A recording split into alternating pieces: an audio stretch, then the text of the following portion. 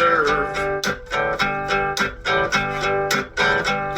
The root of all our evil, it begins with the Federal Reserve.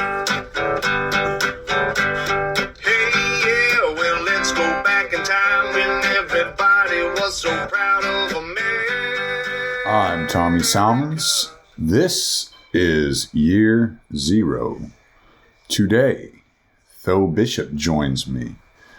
I had Tho on the podcast to talk about the paleo-libertarianism, what he calls right-wing populism, conservatives, progressives, the demonizing of a political class of people, today opposed to the Ron Paul days, and just have a good all-around conversation. I really enjoyed having Tho on. It was a lot of fun. Tho's a good guy. I got to meet him at Renegade University, so we already had some experience chatting with each other, so this was a lot of fun to just bullshit and get into some of these subjects with him, and I think you'll enjoy it. But first, RyanBunting.com. For all of your graphic design needs, go to RyanBunting.com. Ryan Bunting is a great libertarian and a great anarcho-capitalist. He's also a great graphic designer. See my podcast logo? Yeah, you like that shit, don't you? RyanBunting.com for a podcast logo. That fly, motherfucker. All right. Also, check out his book, Project Manicore. It's pretty badass.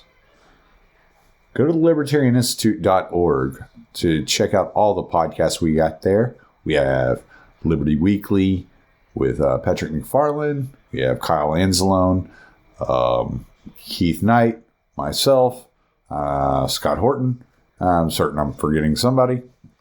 And a lot of great writers there. So go to libertarianinstitute.org and keep track of all the best liberty topics over at the libertarianinstitute.org. Thank you, Tom Burton, for the music. Enjoy the show. All right. I'm here with the great Tho Bishop, one of my favorite meetups at Lockhart at Renegade University weekend, man. I had a great time talking to you there. I appreciate it. It was a lot of fun being down there at Buck's place. Great meeting you and a whole bunch of good folks down there. Yeah, that was a great weekend. It was almost as good as Childerberg, but Childerberg is Childerberg. It's like Woodstock for anarcho-capitalists. It's pretty cool. It's on my radar. We'll see what 2022 brings me, but it's definitely on my radar. Hopefully you're there, man.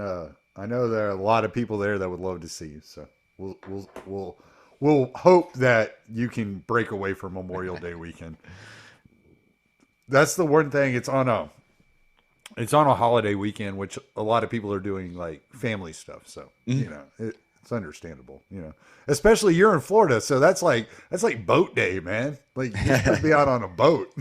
yeah. Those are the best friends to have is the ones that can hook you up on that end from time to time. It's a lot better to have friends with boats than to have a boat yourself. Right. So. Yeah. Well, you don't have to pay for it if your friends have the boat. Exactly. Yeah. And that's a recurring cost right there. Yes. Because boat is just an acronym for break out another 1,000. Exactly.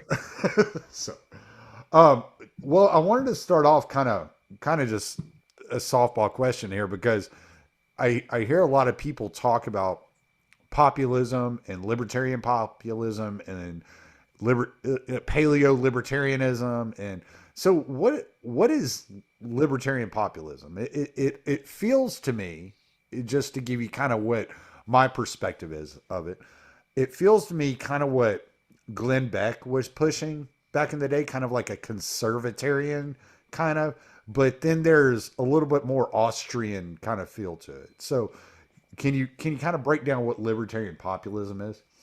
Well, I think libertarian populism in particular is typically a way of trying to embrace populist political strategies while pretending you're not being right-wing, right? Like typically it's used as a way of trying to separate from right-wing populists. And that's why I prefer the term right-wing populists over libertarianist populism kind of in general.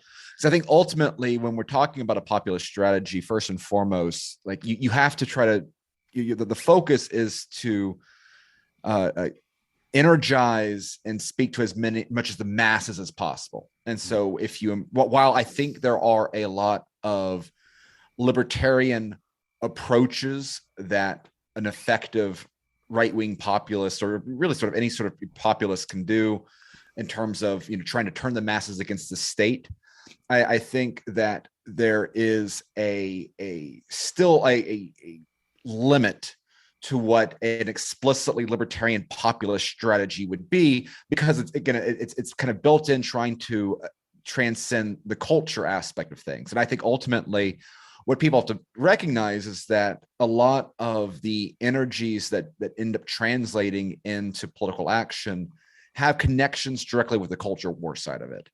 And so, I think that what we have right now is a very interesting moment where, you see this very strong uprising within very interesting aspects of the right within this populist strategy. People like the Tucker Carlson, Steve Bannon, Marjorie Taylor Greene, Matt Gaetz sort of mold, where you have on the right a recognition that the state is at war with us, that the regime is illegitimate, and attacks going straight to that illegitimacy.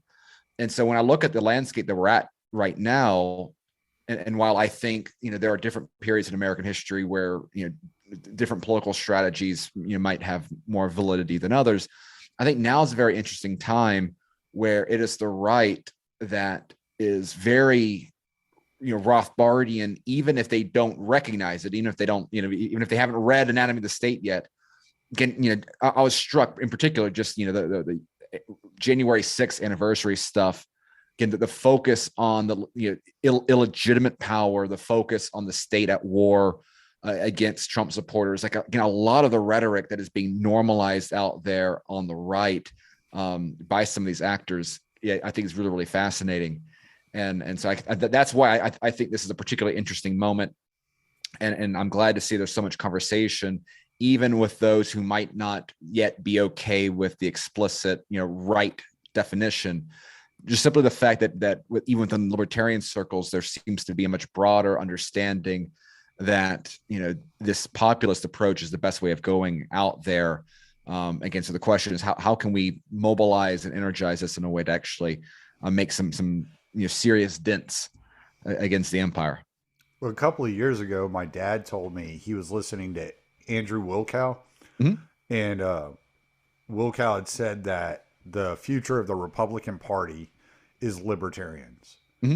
And I'd say this was like 2017, 2018. I just laughed at him. I was like, "You're fucking kidding me! Like, have you seen these? Have you seen these like, stuffy old men in their suits? Like, what the hell does a libertarian want to do with these guys?" But listening to you and then just kind of watching the way things are going, like you said with the Marjorie Taylor Greene, and the Matt Gaetz.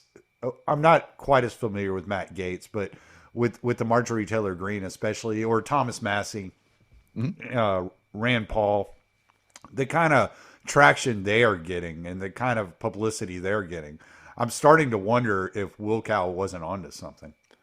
Well, I think it wasn't, and because what's interesting is that there has been this very interesting intellectual class on the right that I think has been far closer to us than we can sometimes see. There, for example, I mean, if you look at the work back at I think the intellectual group within the Tea Party side were very libertarian. Freedom Works. I was a Tea Partier before I was a libertarian. Yeah. And it reflected within a lot of the institutions that rose to influence within that era. Again, Freedom Works at its peak. That energy was there. And it even won some primary battles for, that Justin Amash was a product of 2010. Massey was a product of that. Rand Paul was a 2010 guy. there was within the Republican Party an institutional framework that was very open to libertarian ideas.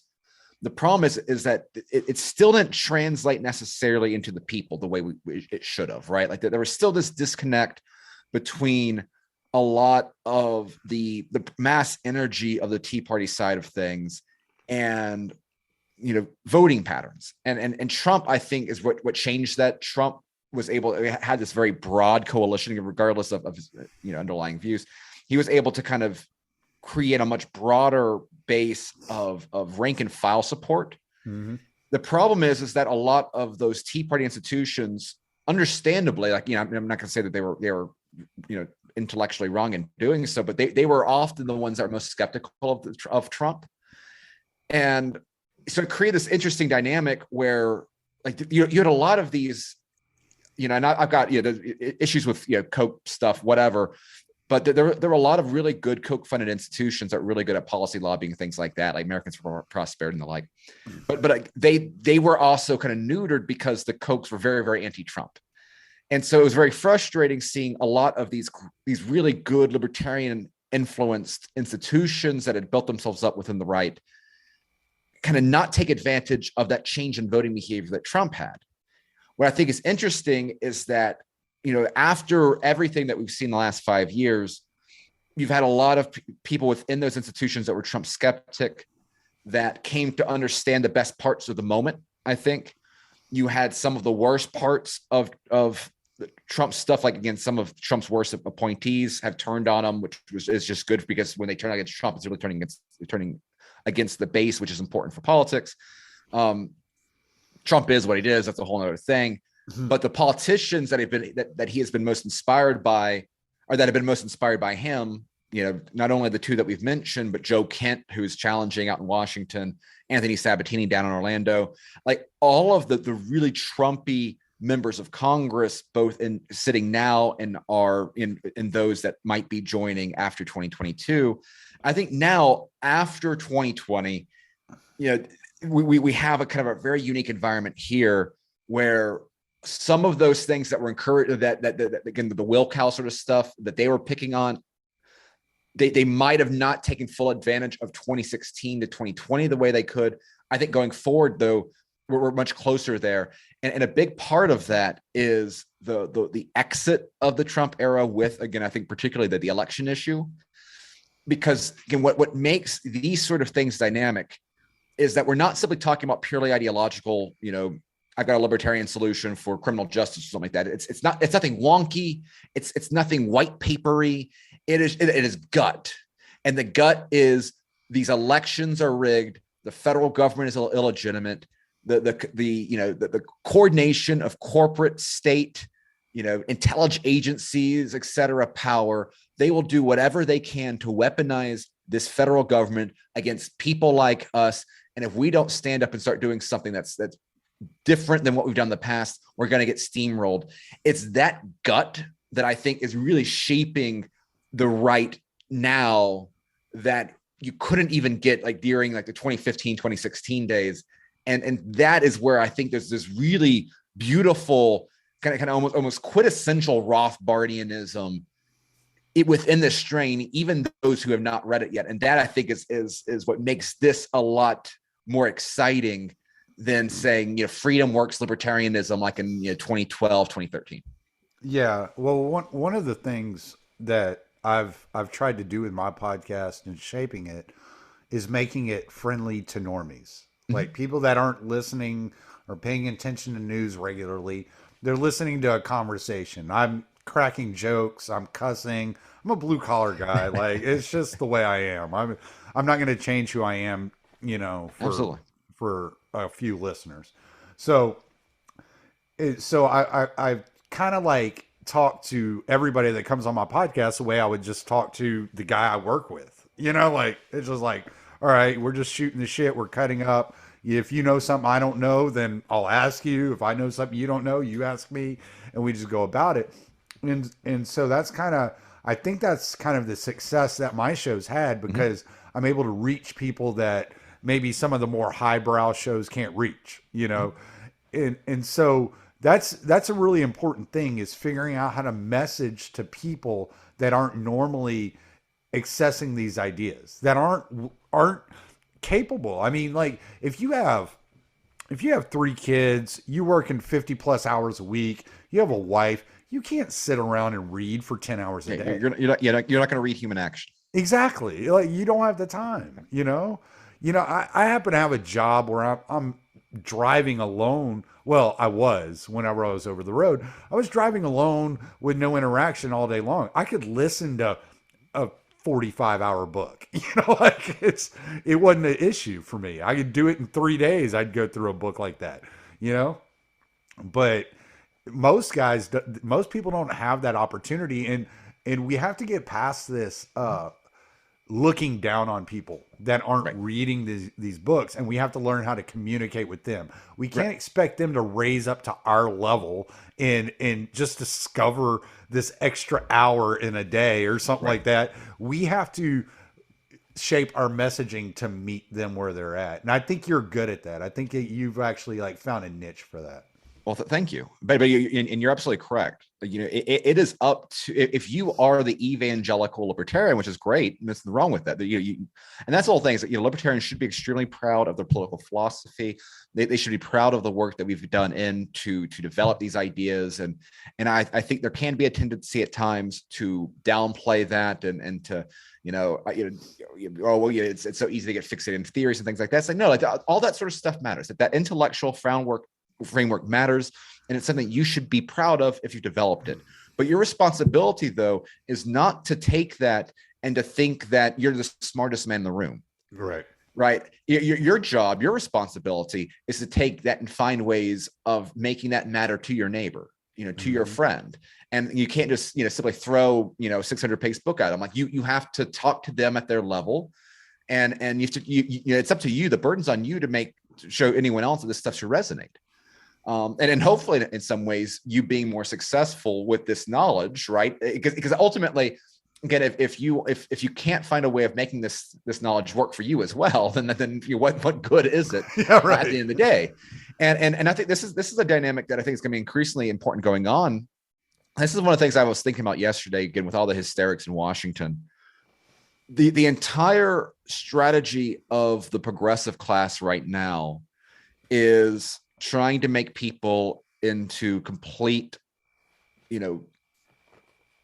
figures of the party. What I mean by that is that they want to keep people outraged or inspired by, or emotion, whatever emotion they want to push. They want people to be controlled by the party line. And so that everything that was done on the January 6th anniversary was done to push the button of outrage and to make them hate Trump supporters and try to rally behind that. And it's because progressive policies are failing up at the state, federal, and local level around the country, and so that this othering is kind of the only dynamic they have play. The beauty of it is that it's not working, because there's a large percentage of the population, a lot of them might vote Democrat most of the time. They are normal people. They have kitchen table issues that they care about more than the fact that their congressman a year ago was really, really scared, right? Mm-hmm. That doesn't matter if they're paying $5 a gallon for gasoline and their wages haven't gone up to meet that. And I think increasingly this class dynamic is going to be so important, where we've already seen it kind of, I think, play out with voting trends. The states that have gone bluest the most in the last 10 years are the ones that have seen the highest increase in college graduate rates, and in particular, postgraduate rates. Mm-hmm. And I think that this is why, in one part, the funding side and the subsidization of college placement is something that is concerning, to the degree that it ends up creating, it ends up funneling and creating this sort of a constant party member, which is just bad for society as a whole. But I think it also shows where the opportunities to explain the libertarian perspective, it just in terms of that distrust of the regime. I think that is going to be something where more and more the people that don't have that extra 4, 6, 8 years of government indoctrination, that complete difference in experience, I think is going to give us the opportunity to present our own message in a way that perhaps hasn't quite existed in the past, when the progressives were really good at talking to like union workers and union, and really was more of a working class political dynamic sort of built in there. We've always been governed by very dangerous and evil people, but they've never been this culturally isolated and really, I think, genuinely this unintelligent. And I think these are all reasons to be optimistic going forward in the battle against them. One of the things I've been paying attention to with the demonization of conservatives is remembering back in the early 2000s, I'd say when Obama was in office in like 2008, 2009, and hearing, things like, if you have a Ron Paul sticker on your bumper, you might be a domestic terrorist, and things like that. So I went back today and I watched a segment of Glenn Beck when he had Penn Jillette on, and they were talking about that. I think it was the MIAC or something like that, where they're talking about all these things, all these ways of telling if somebody's a domestic terrorist. And so the demonization of the more conservative, the pro-gun, more religious types, it's not new. This is something that's been going on for a long time. What do you think makes it different now? Does more of the population buy into it now than they did then? Was it a timing thing then? Did they just mistime it? Like, what's going on now that makes it different? Yeah, I mean, this is something that's gone throughout. I mean, again, just look at the degree. I've been diving down in some rabbit holes with Larry Mcdonald, who was a very interesting Georgia congressman who got shot down in 1984. As a sitting congressman. Like no one even hardly ever talks about it now. It's because his politics are way too based. Like, I mean, he was one of Ron Paul's mentors, but he was chairman of the John Birch Society. And there's not a single political organization in the last 100 years that saw a more concerted effort to discredit them than the John Birch Society. I mean, you had Bob Dylan, writing songs about it, right? I mean, it was still a pop to this culture. day. Yeah. It's pop. I mean, it was something that they weaponized pop culture against these people. When if you look at, again, I'm not going to try to say that every single view held by the John Birch Society was 100% correct, but the underlying idea there, right, that there's a deliberate plot that goes beyond simply socialism to erode national sovereignty and creating a one world state to abolish our liberties and et cetera, et cetera. Like, I mean, the large thing that ages quite well. And the purging of it, this gatekeeping has not only come from the left, but it's come from the right. This is what Buckley did back in the day. And I think one of the things that makes now different is communication. It's information. It's social media. I think this is something interesting throughout history, the way that the communication changes the political culture. You can go back. I mean, even like the Jacksonian era, you saw this massive increase in pamphleteering and this sort of stuff with normal people, because you had a lot more kind of early Washington administration sort of investments in the post office system, which I'm not trying to make a defense of government post offices here, but it just made it easier for ideas to exchange, and that helped play a role in the Jacksonian revolution, things like that. In the 90s, 80s and 90s, you saw the rise of talk radio, which was very important because it provided an alternative platform from the big three networks that had along with major newspapers kind of have a monopoly on this sort of stuff. Now, obviously, we've had social media, and this is exactly why they want to censor it, because there's nothing that terrifies them more than the idea that you're going to have 100 million people recognize that the narratives that the regime's trying to push, which they've been dependent upon in the past to convince us to go to war in Iraq, or to follow a stupid food pyramid that's recommending 8 servings of bread a day. All these lies that the government has pushed, from the most heinous and the most absurd. They've done it through being able to control the media, and then within the social media age, that power has gone away. And I think now you've seen a real ownership of activist conservative media amplified in a way that, again, like, Steve Bannon's war room sort of set up, right? I'm like, this sort of stuff is designed not only to inform, but to spark organization and action afterwards.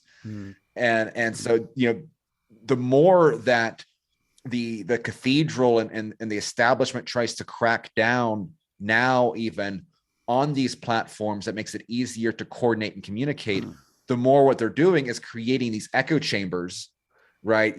Regardless of your opinion on Getter or Gab or Rumble or Odyssey and the like, right.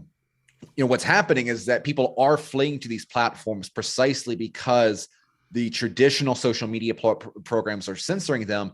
And in doing so, what they're actually doing is creating a far more concentrated ideological, information network, right? Right. And I think that that component is what makes now very different than the 90s. What makes it very different than, the old right of the, 1930s. It makes it different than anything before that. The ability to have this sort of dispersal and communication bypassing the narrative line. That's what's right. Cool. And again, it's one like, of the things that it's like modern book burning. I mean, it's because information is the ultimate weapon.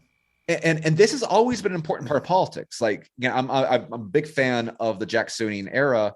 The Jacksonians created the first modern political party. Well, a big part of that was educating voters, right? And so back in the day, there was no claim that news was fair and balanced. Okay, you had your Republican newspaper and you had your Federalist newspaper, or Democrat paper and your Whig paper, whatever, right? It was explicitly partisan. It was designed for partisan ends, and it was designed to organize people because people recognized that organization was the only way to get their opinion heard. Right. And in the 20th century, kind of lost all of that. We had opinions that, we had serious newspapers, and we had, Walter Cronkite, he was telling the country, that's the way it is, and you're supposed to believe him, and all that sort of stuff. That was that framing device. I know there's nothing original about this commentary, but I think, the reason why, because like politics, American politics used to be a lot more responsive than it is now. And I think there's a lot of very interesting political episodes, particularly in the 1800s. I think in terms of the way that we distribute ideas, the way that we can organize as a community, we are much closer in the in the 2020s to what it used to be there. It looks a whole lot different. It's a lot faster. It's a lot more high tech. But I think that dynamic is very different now than it was in the 20th century. And I think reasons for optimism, I think this is a significant material difference that has ramifications beyond, beyond simply the fact that it's easier to create content. Like it changes the way politics is done fundamentally. Yeah. Well, and one of the things you've talked about is focusing locally with with your platforms, which I find very interesting, because one of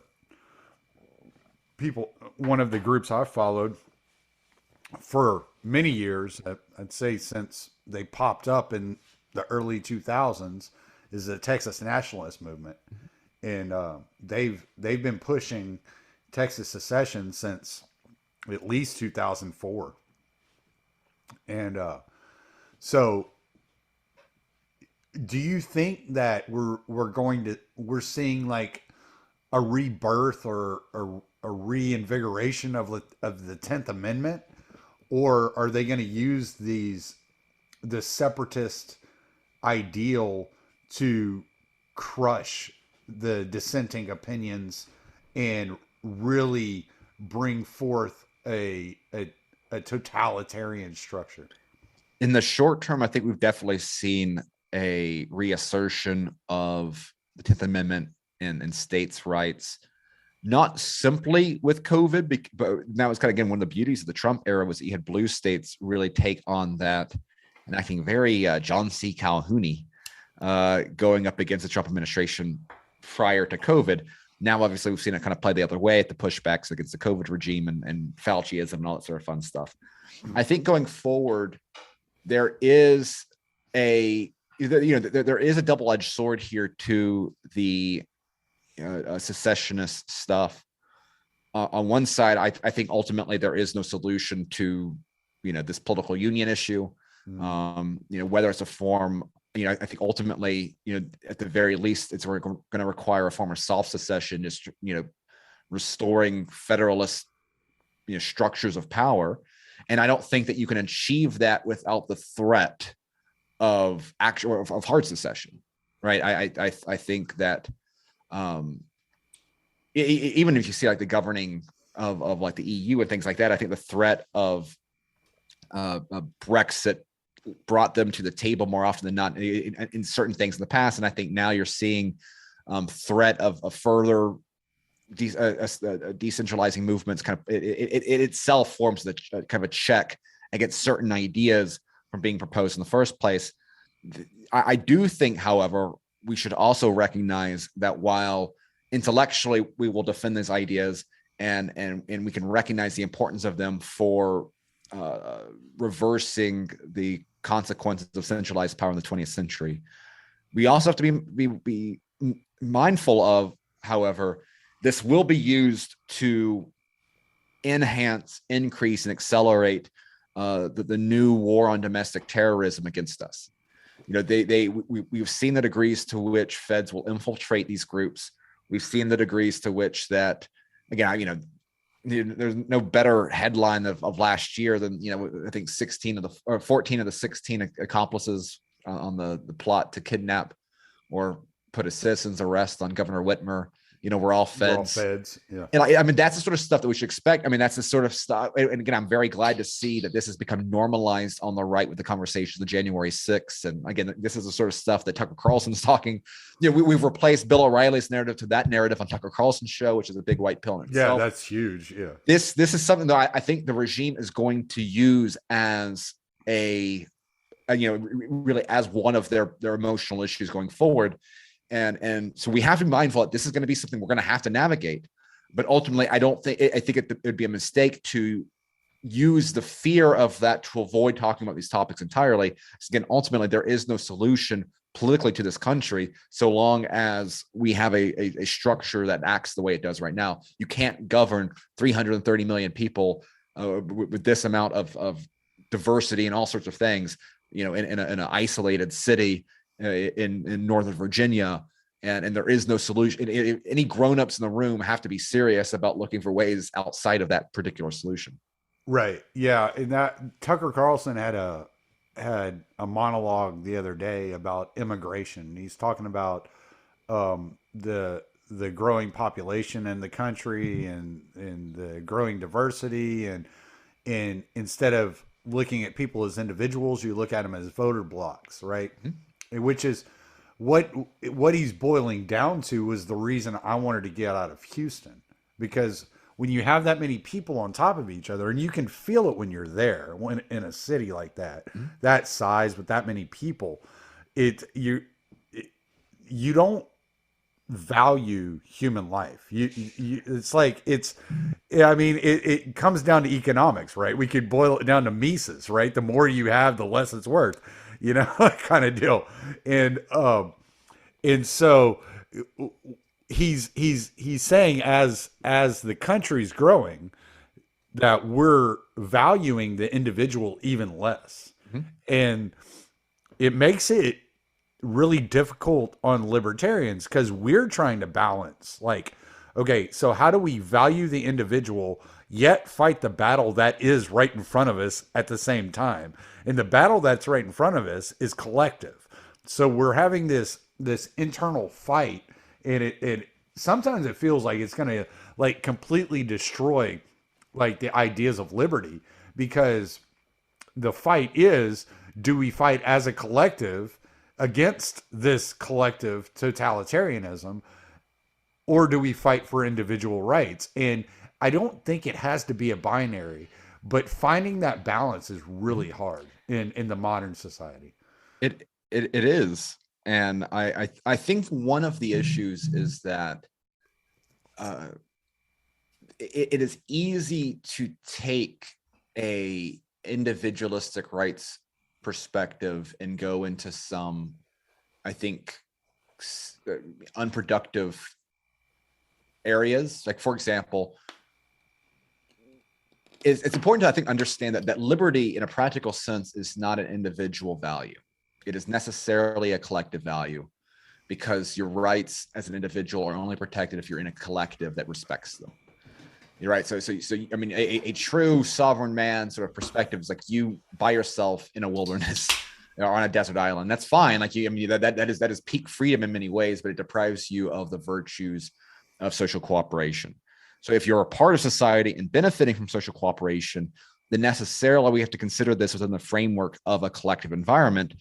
And what we're seeing right now is that the degree of which you've been free has been directly connected to the degree to which your neighbors value your own freedom.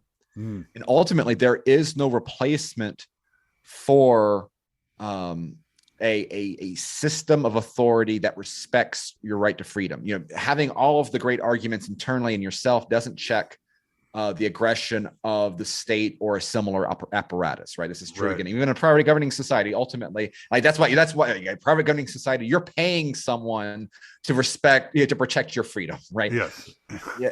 But with the society we have now, and within that, though, common cultural bonds, I think, are important. High trust societies are important. And the problem is what you have in the city environment is that if everyone is a stranger, then it becomes, you know, that erodes trust and makes it easier to be picked upon by thugs and whatnot.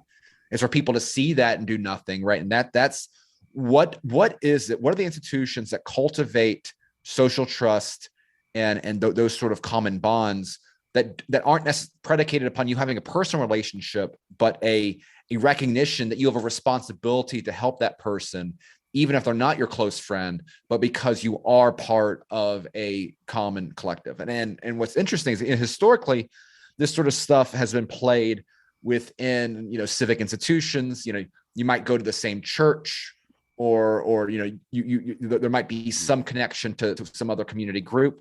The problem is, in the extended family was so much closer back then. Absolutely.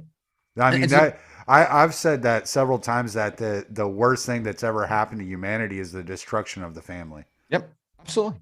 Because what happens is that the state comes in, they fill these gaps, right? So that the state fills the void that the extended family used to do with you know, various welfare programs. The state comes in and fills the void of the men's groups, you know, by providing, you know, welfare to families that need it. The state comes in and replaces the church by telling you, you know, what's right and wrong and all that sort of stuff.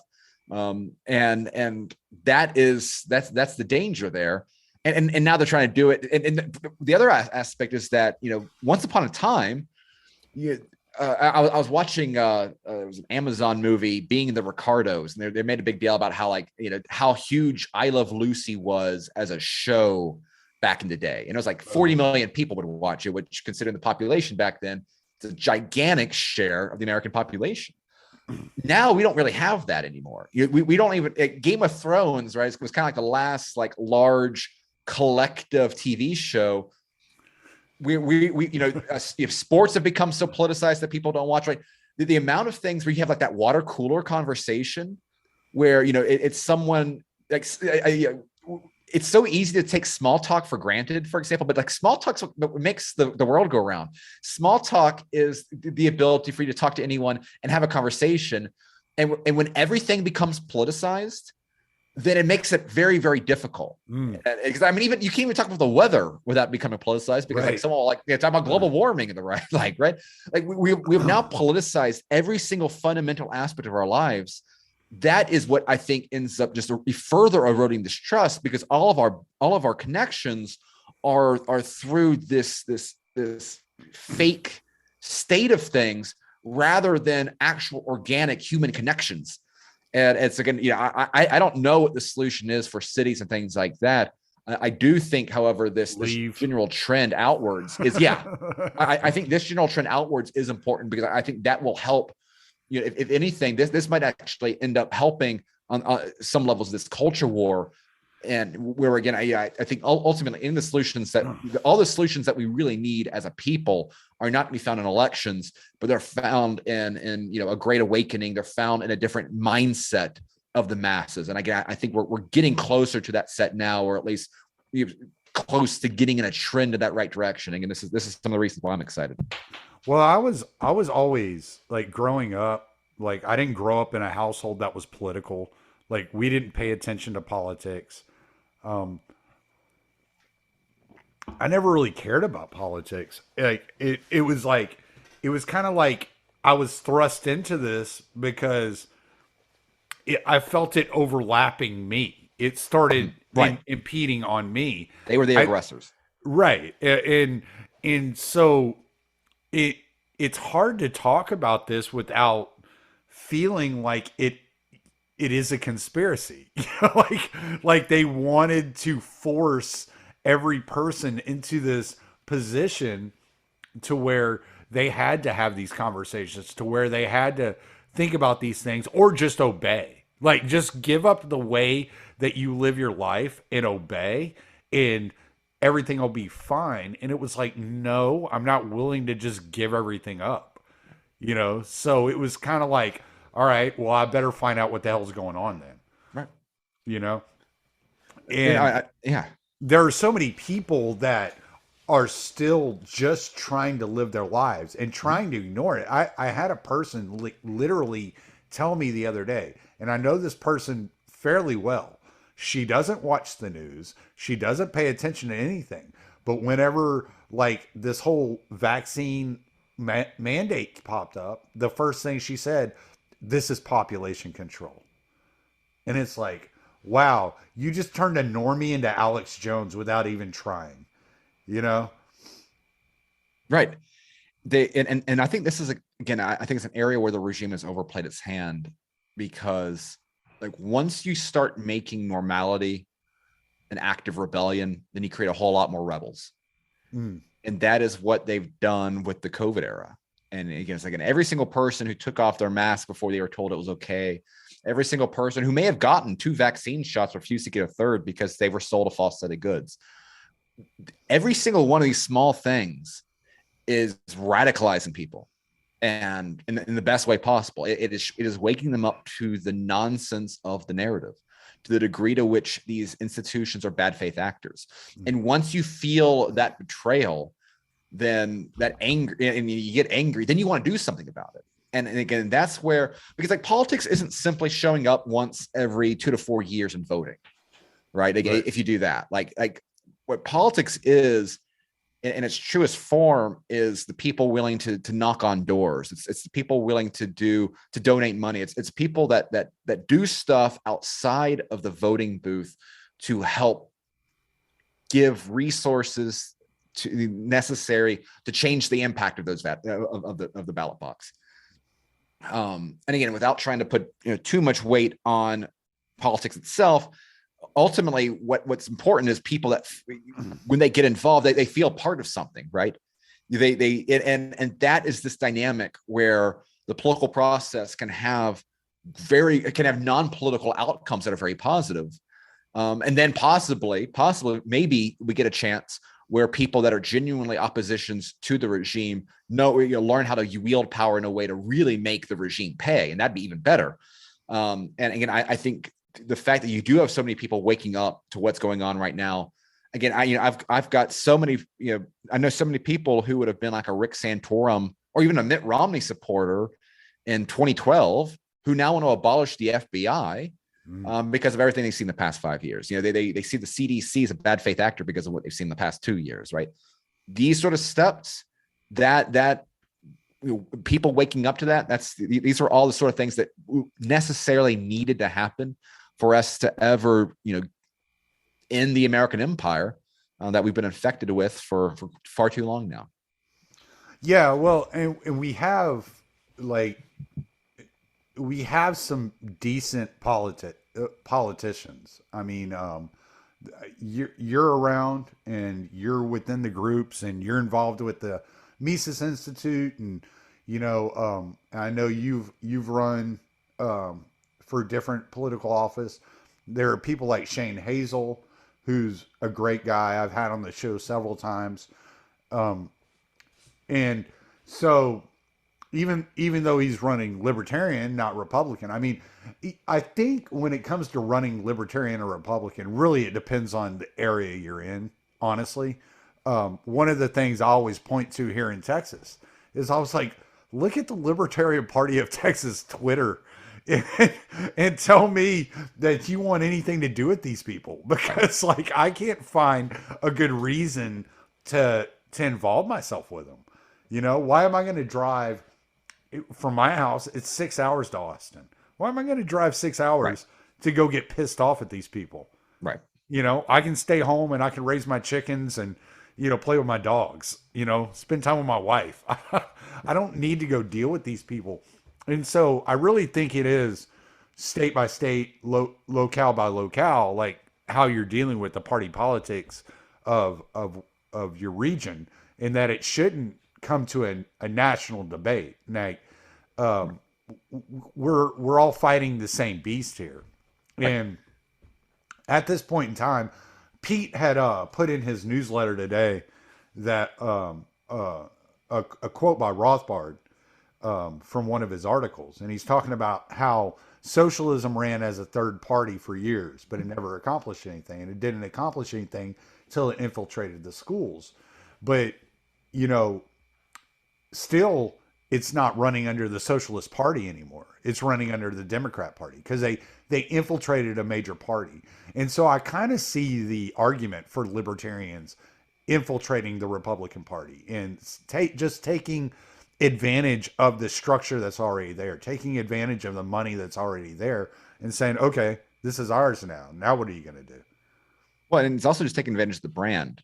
I guess in particular, the dirty secret is that it's the reddest areas that get taken advantage of the most by Republicans. Because if you're in a very, very red district and there's no chance of a Democrat, then what is easy to happen is for the party to be kind of made irrelevant. And then a lot of the candidates become loyal to, you know, various special interest groups and end up financing the campaigns. And so then you end up with a system that the Republican legislators and the Republican representatives of these very red districts are moderate, boring Chamber of Commerce types. And this is in spite of the fact that there's so many more people in their district that are like Marjorie Taylor Greene and Matt Gaetz. And I think that the opportunity that best offers libertarians is by getting involved in these very, very red areas and running, you know, the old Scott Horton line of you know, you fight the right from the right, do that. And because like there is no degree. I mean, you can be the wildest man in the room and like you're going to sound most like where your average Republican voter is right now. That's a beautiful thing. Right. And I think when it comes to parties, like, you know, I don't have any, you know, I am a Republican, not because I have some a deeply held love of Abraham Lincoln and the foundations of where that party originated from. It's because I believe that it's the best device out there for achieving my political goals. And ultimately what I'm motivated by is what can best provide an opportunity for my political goals to come out and practice. And that's why I made that brilliant meme. That's not used by anybody, but yes. I love it. No, it was a great one. No, absolutely. It was a great one. And that's why I go after libertarians, and I'm very harsh with libertarians, capital L, because the best capital L libertarians are wasting their time in the LA. You know, I could perhaps see a scenario where a libertarian party maybe has some value in blue areas where the Democratic Party is so captured by craziness that if you are but still like the area itself, like obviously big cities, you know, Trump is very, very repellent and the Republican Party is going to become the Trump party. And so maybe there's an opportunity there in very, very culturally left cities where blue governing sucks. And it sucks so bad that even like socialist activists say, okay, this stuff kind of sucks. If you can have a libertarians presenting a culturally left, but technocratic has a negative connotation, but you know, just here's a very practical neoliberal economic free market-ish sort of solution here. Like I think maybe that could play a role as kind of a regional sort of label, because like in a way that the pragmatic libertarians like the way that people like us, like that's the sort of libertarianism we want nothing to be a part of. Right. But I could see perhaps, but hey, in terms of scales of preference, I mean, I'd much prefer that than a lot of the governing that's going on in these blue cities, right? So that'd be an improvement in the right direction. Oh yeah. Whereas like any like right-wing libertarian, any like Rothbardian libertarian, anyone that likes Hoppe or Dave Smith or the like if you're okay with that from the cultural lens of things, then if you just simply take your message, like if Shane Hazel took his message and used it to run for, state house or Congress or, whatever you want to do in Georgia, even with the reputation of being the guy that, hurt the Republicans in 2020, simply being the wild man in the room, like that is what the Trump Republican Party wants. That is what Marjorie Taylor Greene is selling. Well, and being able to run on the reason I wasn't a Republican then is because they didn't want me. Yep. You want me now, so here I am. I think the problem a lot of people have is the Republicans past. Like they don't want to be tied into that. Yep. Like how did you get beyond that roadblock? Because I'm sure that was something you thought about as well. Yeah, I mean, there was a long time where I was, I was a registered Republican only because I wanted to vote in the primaries for Ron Paul and the like, but I wasn't particularly motivated, no sense of party loyalty and anything like that.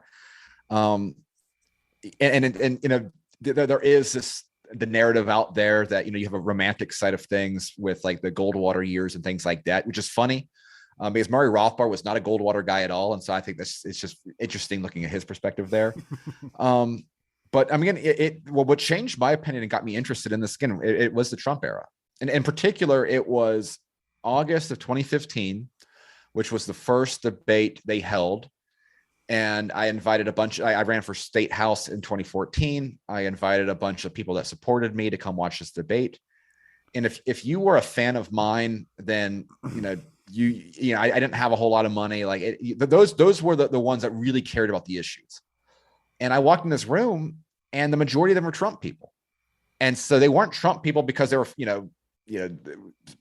I like the reality show man good.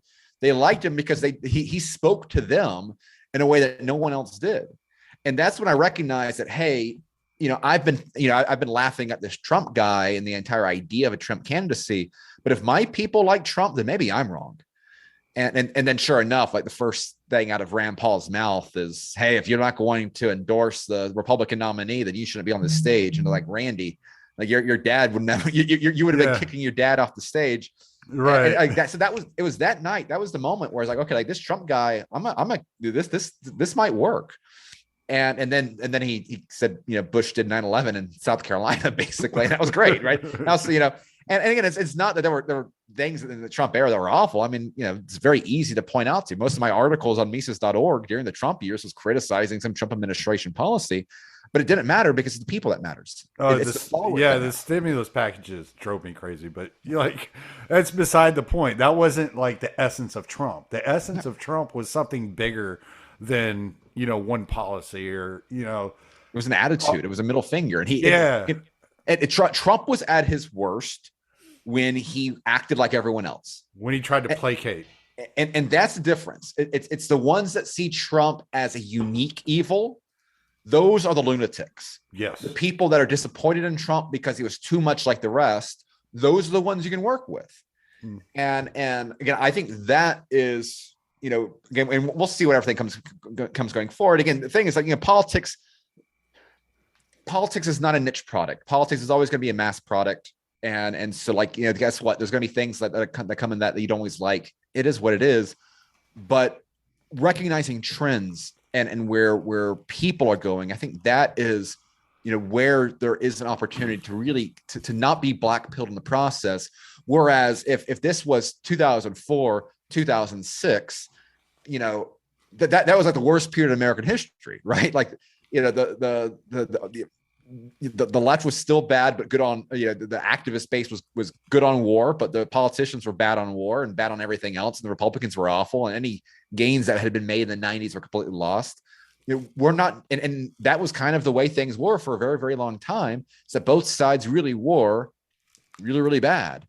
I had no idea back, I voted Ron Paul in 2008 and 2012. in large, not only because I loved Ron Paul, but it was also because like I couldn't make an argument on which one's going to be worse between Mitt Romney or Barack Obama. Oh yeah. Now, if you see no difference between the Republican Party and the Democratic Party, I question what metric you're using, because again, the outcomes at the state level have been so big the last 2 years. Well, they're still looking at Mitch McConnell versus Nancy Pelosi, and it's like, like Liz Cheney's gone out of the Republican Party. The future of the Republican Party is not Mitch McConnell, right? You know I want to cover a little bit of DeSantis before we get off here. I don't want to keep you too much longer because it's almost been an hour. So you're in Florida, and I am. DeSantis has had some controversial, which I don't think are necessarily that controversial, things come up, especially giving people the right to sue companies that try to mandate vaccines and things of that nature. I can see a scenario where that's turned around, but in this instance, I'm like, you know what, we got to do something drastic, because these people aren't letting up. You know, they're trying to push the boot down our throat, and it seems like DeSantis at least is trying to fight back. I don't know if he's fighting back for the right reasons, but at least he's fighting back.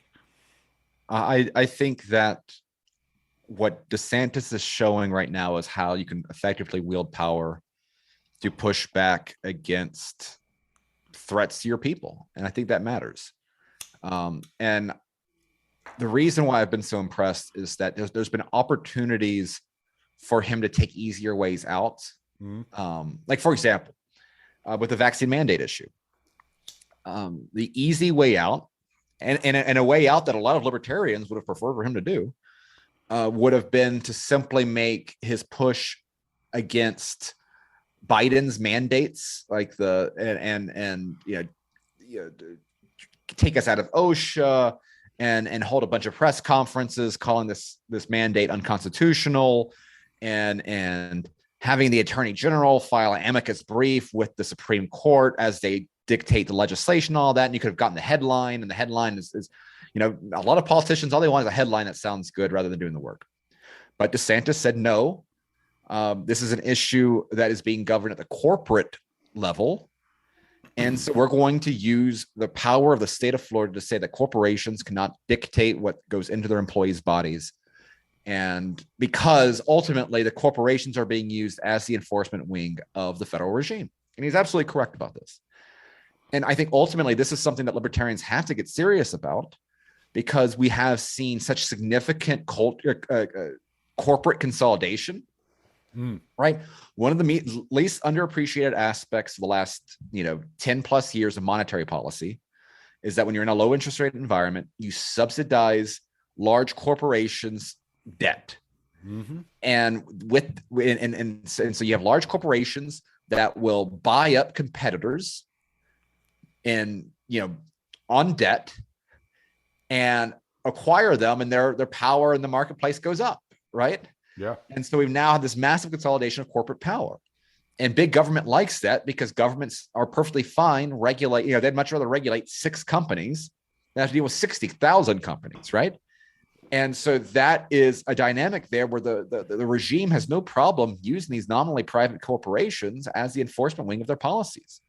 And so if your solution is simply, oh, well, we shouldn't be doing, there's no role for government to telling private companies what to do, then you are setting yourself up and saying there's absolutely no means that you can use to protect yourself outside, against these things, because we don't have a market. We don't have a free market in this sort of stuff. Again, we are directly subsidizing this class. Right. And ultimately, if there's anything that's going to change the genuine power structure in this country, it's not going to come from elections. It's going to come from economic change.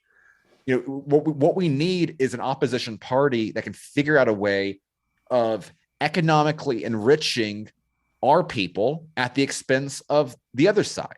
And I think this is where things are going to get really, really interesting going forward, because the opportunity for that is gold, silver, and cryptocurrency. If imagine right now if the Republicans in Congress, who are only good at cutting taxes, that's the only thing they seem to want to get done. If they use the next Republican majority to do the Ron Paul competing currency bill that he had when he was in Congress, which would simply eliminate taxes on gold, silver, and cryptocurrency, then it would be a tax cut that would redistribute wealth from Wall Street to the people that hold gold, silver, and Bitcoin, because it would make it so much, it would completely change the legal environment, right? It'd be so much easier to hold.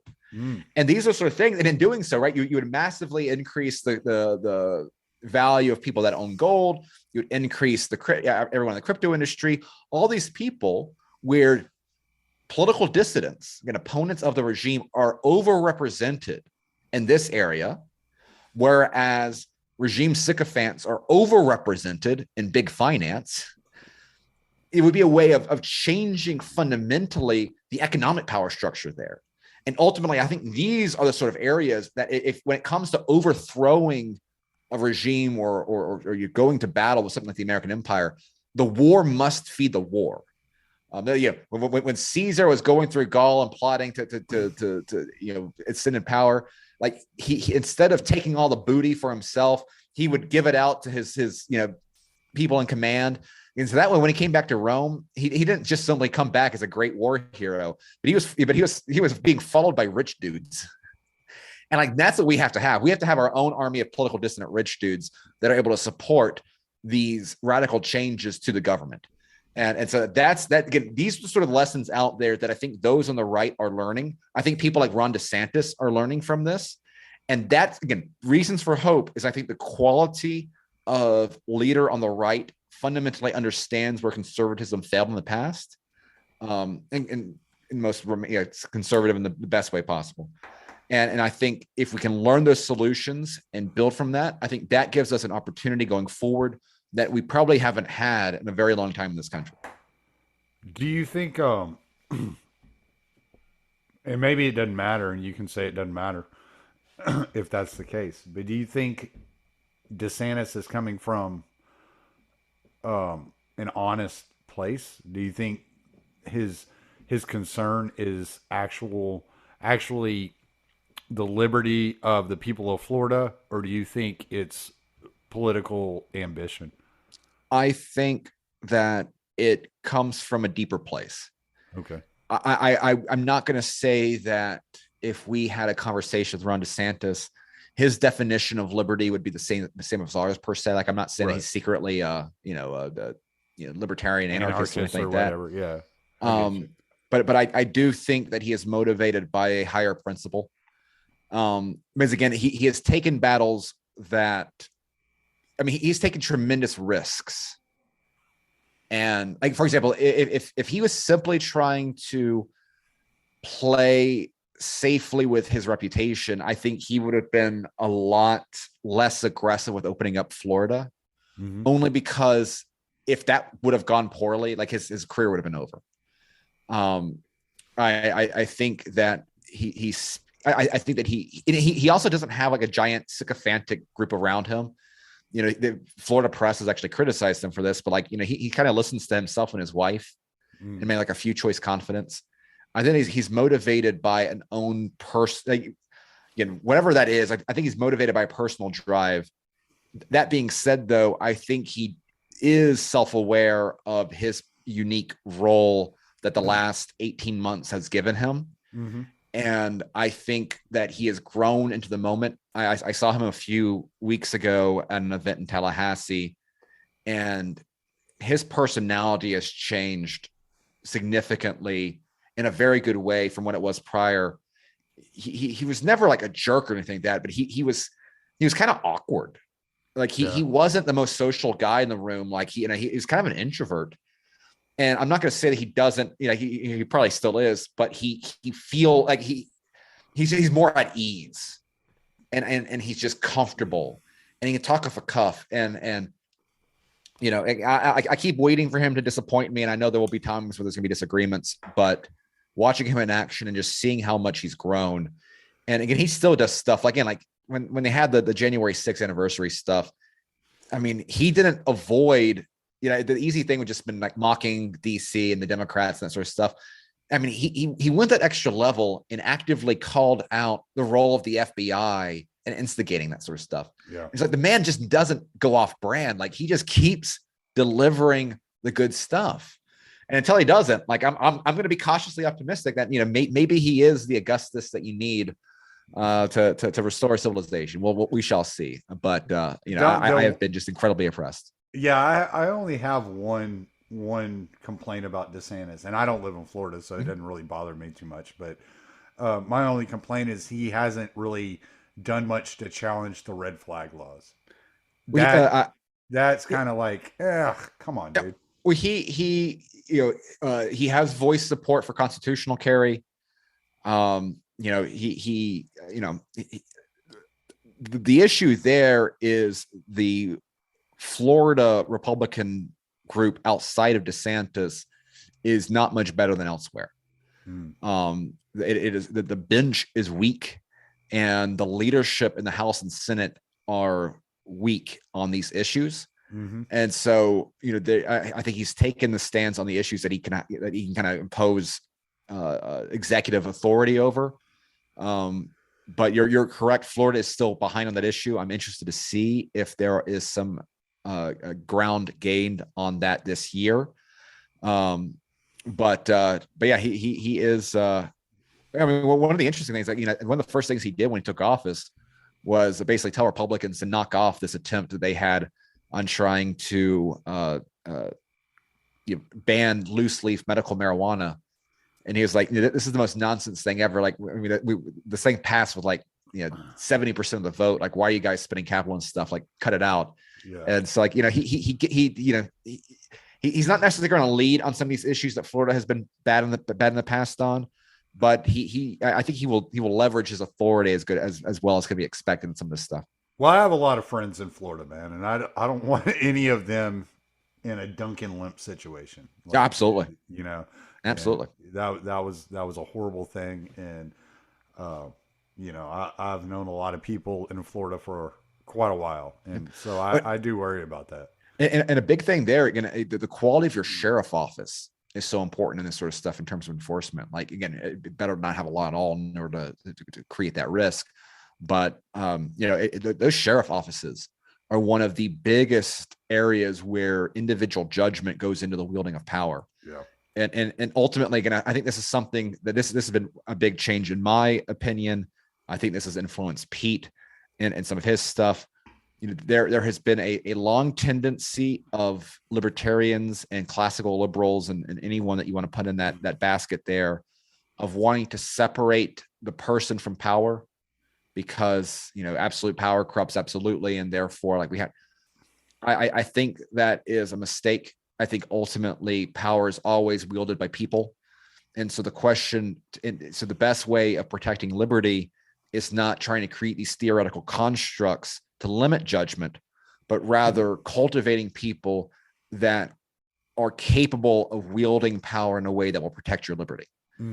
Because ultimately what we've seen from the left is that there's nothing that stops, they don't care about the Constitution. They don't care about legal precedents. They're going to do whatever they can get away with. And the only thing that stops them is someone in authority willing to say no.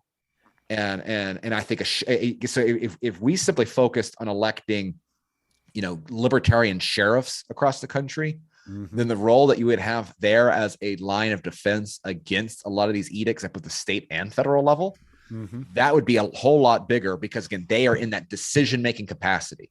And the more people we get, people that think like us in decision-making capacities, that's what's important.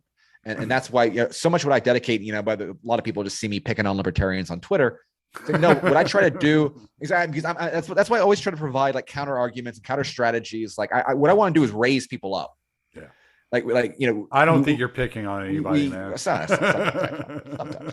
But because ultimately, I do it as a labor of love, because I want anyone with talent and that has spent the time to care about these ideas the same way we do. I want them to be as successful and prominent as possible to put those ideas into practice.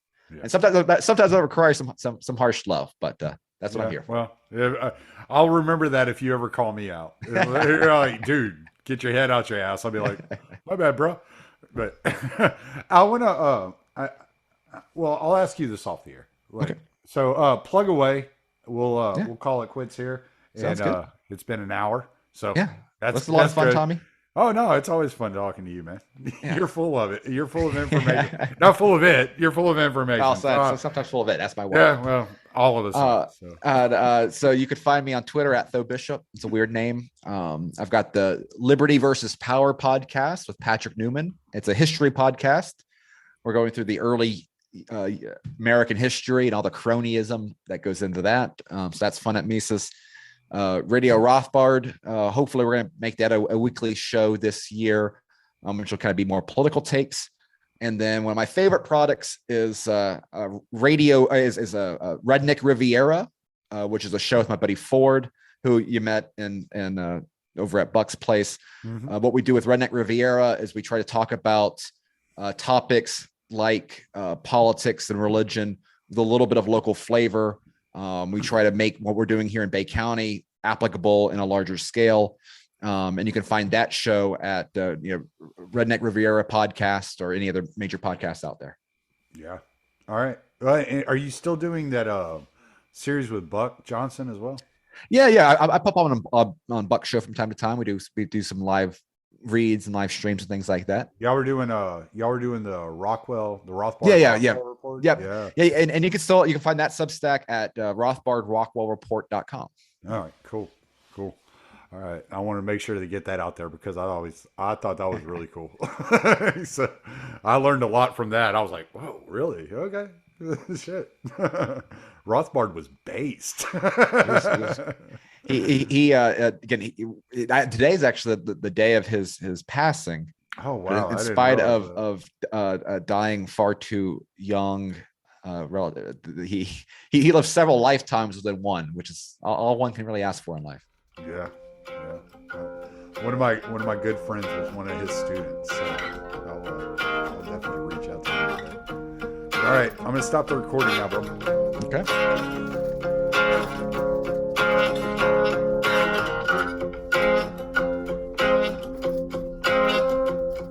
You wanna be a hero, instead you're just a slave.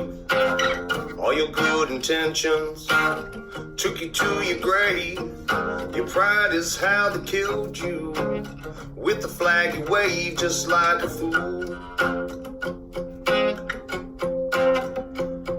They promised you a mountain, gifted you a stone. They demanded that you throw it into your neighbor's home, and then seize all that they worked for and give it to the throne just like a tool. Well, as we all just stand in line and glorify new ways of being cruel, it seems to me humanity is not something that they're teaching us in school. They dumb us down all around, propaganda, their pollution. They set a cage up on the stage, a facade for all solution. They build a wall, block them all from this mental institution. It's insane. Now they're writing their own rule books and they're crossing all their T's. They're fashioning their people to all wear beggars' knees. If you want a clean drink of water, well, you must say pretty please. It's all a game. As we all just stand in line and justify these crimes done in our names, it seems to me authority and tyranny are both one and the same. Well, it's time to change the channel. It's time to set things right. Make them all rot with fear in their beds at night. Devour all their worthless souls and sacrificial right, just like we should. Cause this world needs a cleansing to burn away the shame and destroy all the remnants of those who are to blame. And we'll stack them up like cordwood, watch them sizzle on the flames for good. Well, as we all just stand in line waiting for some kind of Robin Hood, our liberty will never be until our right to freedom is understood.